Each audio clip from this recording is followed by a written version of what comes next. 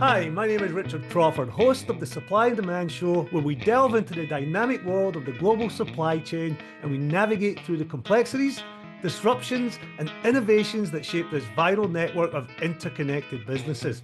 From sourcing raw materials to delivering finished products, we'll uncover the challenges that arise at each stage and explore the strategies for optimizing efficiency and sustainability. And each week, we'll highlight a specific supply chain event. I'll also be joined each week by my co-host and resident supply chain expert, Kareem Kaffouri, founder and CEO of the Atlas Network. And on each episode, we'll also introduce a very special guest who will chat about their company and expertise in the supply chain industry before being put into the hot seat to answer 3 questions in 5 minutes. So let's get started with episode 2 of Supply and Demand. So for this week's topic, I thought I'd discuss the current shift towards electronic trade documentation being a significant step forward in global trade. Now, traditionally, trade documentation has relied heavily on cumbersome and time-consuming paper-based processes. This has often led to delays, errors, and increased costs in international trade. And by transitioning to electronic trade documentation, several benefits arise. Firstly, it allows for faster and more efficient processing of trade transactions. Electronic documents can be transmitted instantly, eliminating the need for physical transportation and reducing the time required for document processing. This leads to quicker clearance at customs and faster delivery of goods, ultimately improving supply chain efficiency. Secondly, electronic trade documentation enhances accuracy and reduces errors. Paper-based systems are prone to human errors, such as illegible handwriting or misplaced documents. Electronic systems, on the other hand, offer standardized formats and automated validation, minimizing the risk of errors and ensuring consistency in trade data.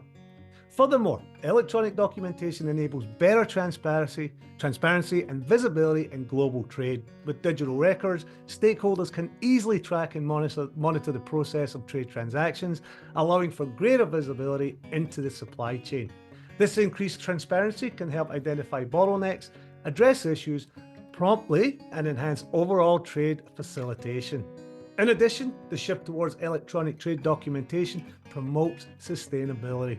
By reducing reliance on paper-based processes, it contributes to environmental conservation by minimizing paper consumption and waste generation. And this aligns with global efforts to achieve more sustainable trade practices, which is near and dear to my heart. So at this point, let's bring in Kareem. Hi, Kareem. Welcome to the show. And for those audience members who don't know you, why don't you give us a little recap about you and your company? Thanks, Richard. Really appreciate it. Very excited about the second episode here of the show and about the guests coming up as well.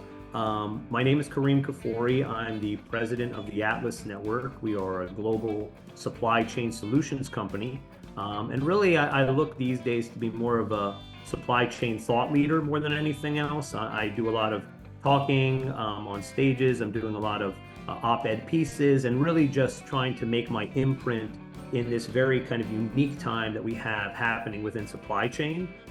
So, again, happy to be co-hosting this great show with you and excited about what we have to talk about today. So Kareem, what's your take on the current shift towards electronic trade documentation? Obviously being a significant step forward in global trade, I would imagine it's something you're fully behind, right?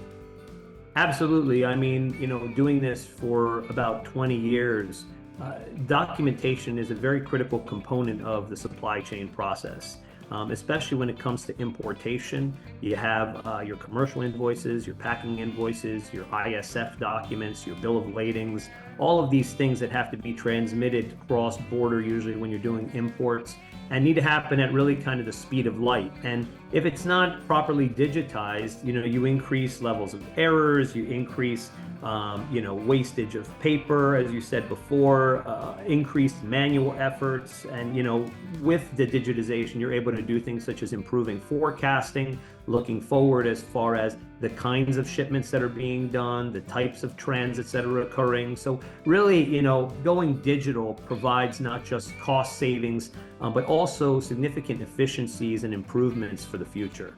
So I believe that, in any manner where we can look to digitize this necessary step of the supply chain process, it'll only lead to efficiencies and cost benefits for companies and businesses and generally the global economy. Yeah, that makes sense. Well, look, now, Kareem, it's time to bring in and introduce this week's guest. And we are delighted to be joined by Hariesh Manaadiar, the founder of Shipping and Freight Resource.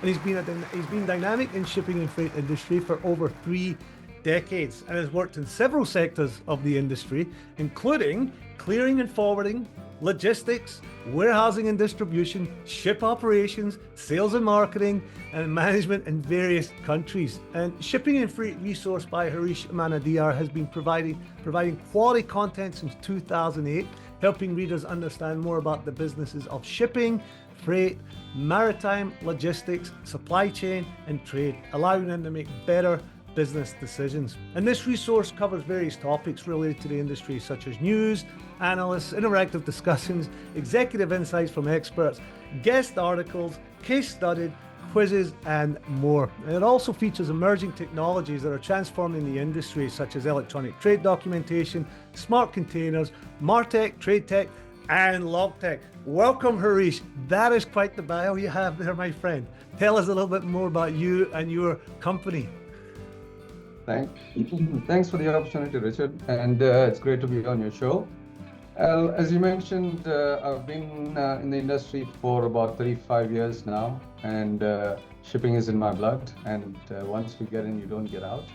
Not that I don't want to get out, but and I started Shipping and Freight Resource as a educational site to provide some information and insights for people who are either new to the industry or even the people who have been in the industry for a while. And I continue to provide that in the last 16 years through my resource. And I also run an academy called Shipping and Freight Academy, where I provide some training, some bespoke training to companies, to individuals as required. It depends on the topic and whatever is required from their side. And yeah, I've been very fortunate to have worked through the industry, started at the bottom and scraped my way through, and I've seen a lot of changes in the industry, and there are still more exciting times ahead. Thank you, Hariesh. Now, are you sitting on the edge of your seat now? Because it is that time, this part of the show where we actually go into put you in the hot seat. So we're going to have 3 questions in 5 minutes. Are you ready for that kind of pressure, Hariesh? Sure. Question number 1. Could you explain how electronic trade documentation is changing the landscape of global shipping and logistics? So, electronic trade documentation has been around for a long time, but it has been brought to the forefront very dramatically, I would say, by COVID-19. That has amplified the need for electronic trade documentation and also its uses. Electronic trade documentation follows the same process as the paper documentation, just replacing paper. And currently it is revolutionizing global shipping, and this brings about several transformative changes. It provides for increased efficiency and speed, because a lot of the times, a lot of customers face additional charges at port of discharge or destination because the documents have not reached them in time. So, as an example, a electronic trade document transfer can cut down the transfer of documentation from, say, 5 to 7 days to a matter of minutes, because everything is electronic, everything is done electronically, it is digitally signed, it is transmitted electronically. So everything happens electronically. So there is no paper to be put in an envelope, sent to the courier, and courier takes it and delivers, and a lot of the cases it gets lost as well. And in doing so, electronic trade documentation also helps in reducing the cost of the transmission and courier costs for certain companies who are sending lots of documents or doing a lot of trade can be quite substantial. And it also helps with security, which is a big issue as well, because in shipping we have this transport document called bill of lading, which is the most important document that you need to surrender in order to secure cargo release. and if it falls in the wrong hands, the wrong people can get the release of the goods. So electronic trade documentation is changing the landscape in these ways at the moment. Good answer, Hariesh. I think we're doing good on time. So let's get right into the next question. Question number 2.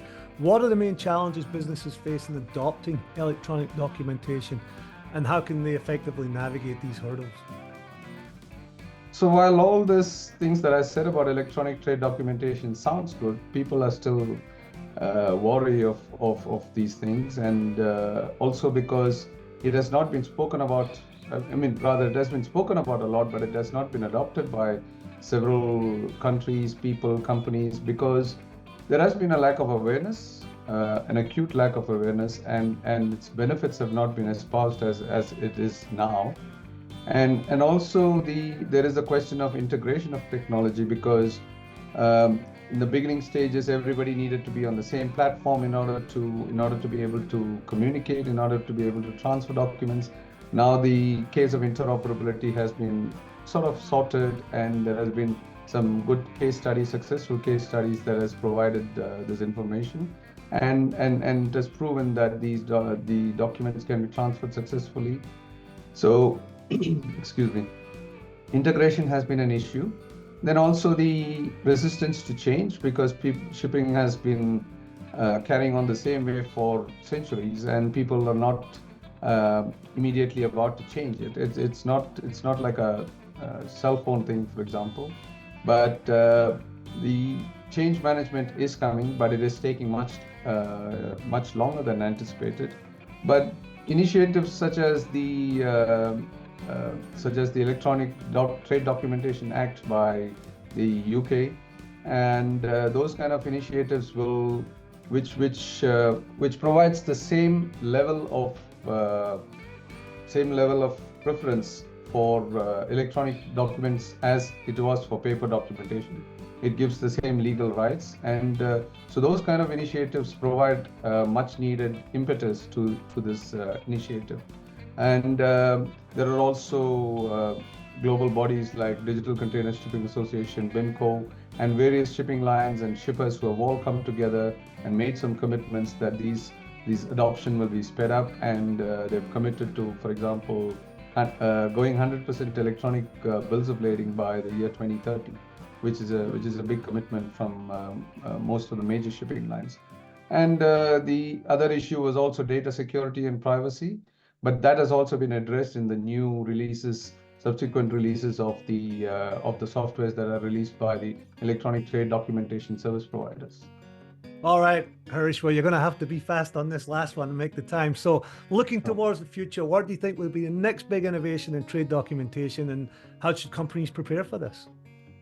So when I spoke about security, one of the most important things is trust and secure transactions. There are technologies like blockchain that can assist in this regard, and then there's also new technologies like Internet of Things, which provides for tracking of documentation and tracking of cargo, which goes together. Then there are also new provisions like smart contracts, which will provide additional leverage to this kind of trade documentation. And companies must start looking at those opportunities in the market. Thank you, Hariesh. That's all very, very insightful. Kareem, would you like to add anything to any of that? No, I mean, first and foremost, Hariesh, it's great to see you on the show. I mean, we've done our dialogues together as well, and you're definitely a master in the industry. I agree with so much of what you're saying in my business as well. We're importing and exporting goods. The digitization of the documentation is absolutely critical. And I also agree with you about the technological advancements regarding things such as blockchain and smart contracts, and making these digital documents smarter and able to do even more than what they are originally intended to do. And I think that there's a whole area of innovation that we're going to see with that, as well as AI establishment of protocols and things of that nature too. So I mean, excited about things you've said, definitely using these things, as you've said, every day in our business. And looking forward to more advancements. And again, we can't thank you enough for being on the show. Richard, you can continue with Hariesh. Ask whatever else you want. Yeah, Hariesh. Well, no, seriously, that was all very, very insightful, and I know our audience would have got a lot from that. But just before we leave, Hariesh, how can people get a hold of you? What are your social media pages, and how can they keep up with you? So my website is shippingandfreightresource.com. It's all one word. And that is the most easiest way to get in touch with me. I'm also on LinkedIn as Hariesh Manaadiar and as Shipping and Freight Resource. Those are the easiest way to get hold of me. Thank you, Hariesh. And And Kareem, thank you for the opportunity. you're very welcome. And Kareem, how can people get a hold of you, buddy? We are at theatlasnetwork.com, and just like Hariesh said, also available on LinkedIn and other platforms, other social media platforms, but primarily through our website, theatlasnetwork.com. Right. And of course, the audience here can keep up with us on our YouTube channel at Supply and Demand, and also on our LinkedIn page at the Supply and Demand Show. So thank you, everyone. Have a safe week, and we'll see you next time on the Supply and Demand Show.